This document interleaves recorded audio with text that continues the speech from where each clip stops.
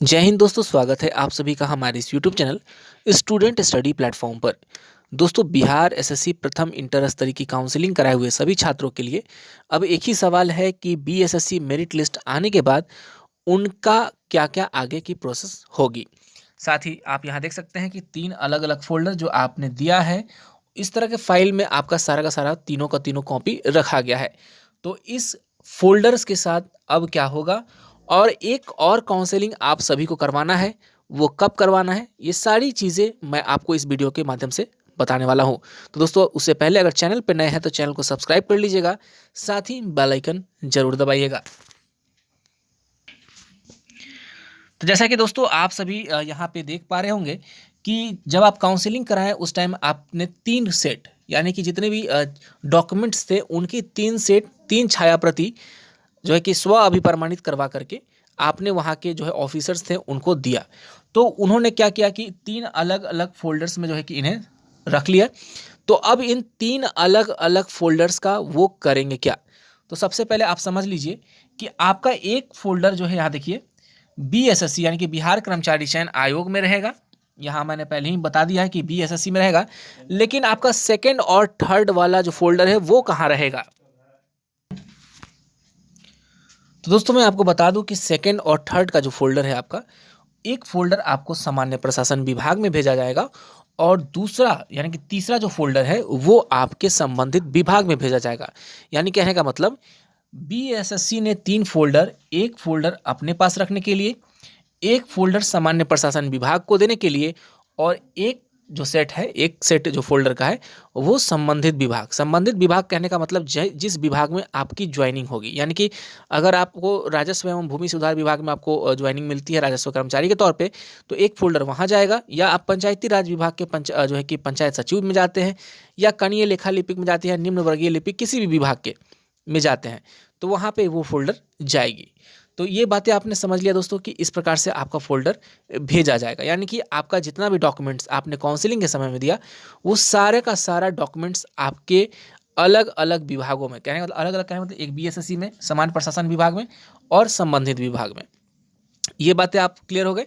इसके बाद अब यहाँ एक लाइन मैंने लिखा था कि एक काउंसलिंग और करवाना बाकी है। तो देखिए दोस्तों, मैं बता देता हूँ कि एक काउंसलिंग और करवाना बिल्कुल बाकी है, और ये क्यों बाकी है इसका सारा डिटेल मैं बताता हूँ।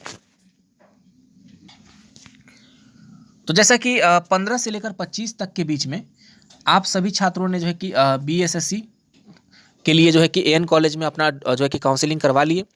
अब छात्र मेरिट लिस्ट का इंतजार कर रहे हैं, लेकिन जब मेरिट लिस्ट आ जाएगा और उस मेरिट लिस्ट में आपका जब नाम होगा, तो उसी नाम को जो बीएसएससी है सामान्य प्रशासन विभाग को भेजेगी, यानी कि अनुशंसा करेगी। यानी कि आप सेलेक्टेड हो चुके हैं, संबंधित विभाग को भेजने के लिए सामान्य प्रशासन विभाग को वो जो है कि अनुशंसा करेगी।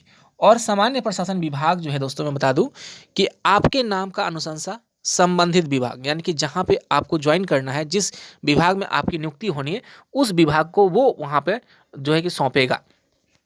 तो काउंसलिंग कब होगी? तो काउंसलिंग जो है दोस्तों, ज्वाइनिंग के पहले ही आपका एक डॉक्यूमेंट वेरिफिकेशन होगा। ये बीएसएससी ने अपने स्तर से करा ली, लेकिन अब जो विभाग है वो अपना काउंसलिंग अपने स्तर से करेगा।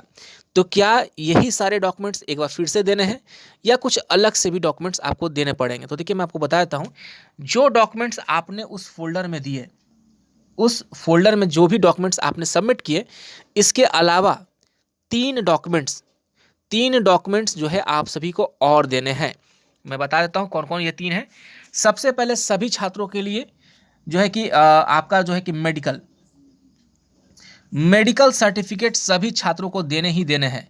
मेडिकल सर्टिफिकेट एवरी स्टूडेंट्स को देने हैं, किसी को ऐसा नहीं कि मेडिकल नहीं देना है, यानी कि मेडिकल आपको देना होगा। दूसरा कौन सा डॉक्यूमेंट है? दूसरा आपका कैरेक्टर सर्टिफिकेट।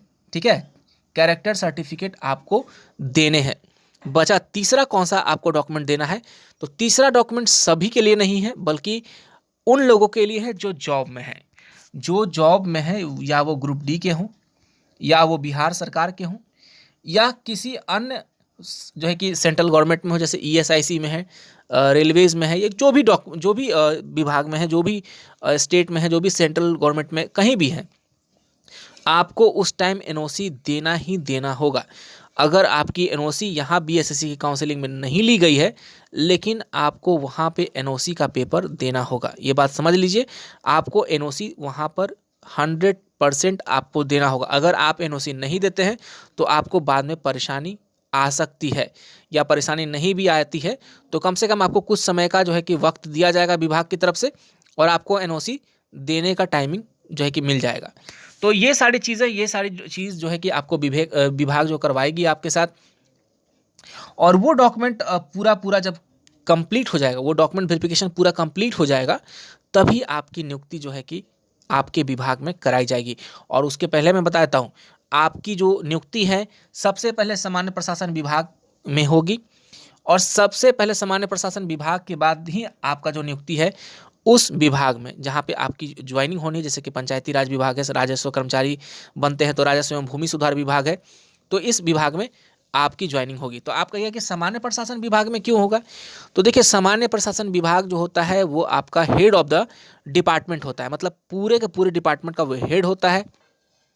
तो नियुक्ति कहने का मतलब आपको योगदान देना होगा, यानी कि आपको वहाँ पे कुछ डॉक्यूमेंट वेरिफिकेशन, डॉक्यूमेंट्स के कागज देने लेने के संबंधित आपको वहाँ जाना होगा।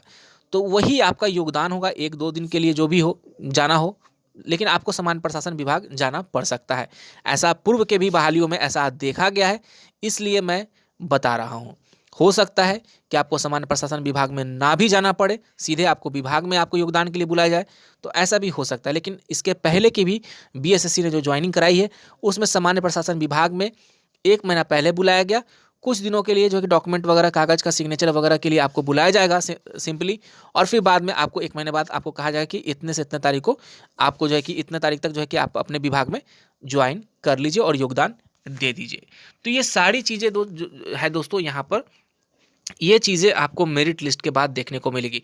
तो मैं अभी से ही आपको कह देता हूँ कि जब मेरिट लिस्ट आएगी आप इंतज़ार मत कीजिएगा कि भाई अब हमारा जो है कि अब मेरिट लिस्ट आ गया तो हम थोड़ा सा आने दीजिए, अब डॉक्यूमेंट का ये आएगा वो आएगा। जैसे ही मेरिट लिस्ट आ जाएगी आप फटाफट जो है कि मेडिकल से संबंधित मैं बता दूंगा, मेडिकल बनवा के रेडी रख लीजिएगा। मेडिकल कोई ज़्यादा हार्ड नहीं होता है, वो आपको जो कि संबंधित जो स्वास्थ्य पदाधिकारी होते हैं, एचओडी होते हैं, तो उन्हीं मेडिकल का के से संबंधित जो इम्पोर्टेंट अपडेट होगी मैं बता दूंगा कि किस प्रकार से जो मेडिकल होता है और कौन से मेडिकल ऑफिसर का आपका वहाँ वैलिड होगा, ये चीज़ मैं बता दूंगा बाद में। तो इसलिए बेफिक्र रहे। और रही बात कैरेक्टर सर्टिफिकेट की, तो जैसे ही मेरिट लिस्ट आएगा, और अनुशंसा बहुत जल्द होगी, मैं बताता हूँ, लेट नहीं होने वाला। जिस प्रकार से बीएसएससी हर एक स्टेप में लेट करते आई है, वैसे विभाग में आपका अब लेट नहीं होगा। तुरंत बीएसएससी अनुशंसा भेजेगी सामान्य प्रशासन विभाग को, और सामान्य प्रशासन विभाग को फटाफट आपका अनुशंसा करेगा। तो इसलिए सारा चीज़ एकदम डॉक्यूमेंट रेडी रखिएगा।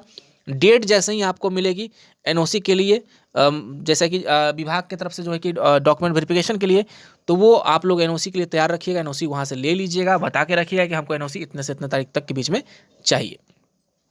तो चलिए दोस्तों, आज के लिए बस इतना ही। बाकी जितनी भी अपडेट्स होगी बीएसएससी की बहाली से संबंधित, आगे आने वाले जो भी प्रोसेस हैं उसके बारे में, तो हमारे चैनल से जुड़ जाइए। और साथ ही अगर चैनल पर नए हैं तो चैनल को सब्सक्राइब कर लीजिएगा, साथ ही बेल आइकन जरूर दबाइएगा। आप सभी का बहुत बहुत धन्यवाद।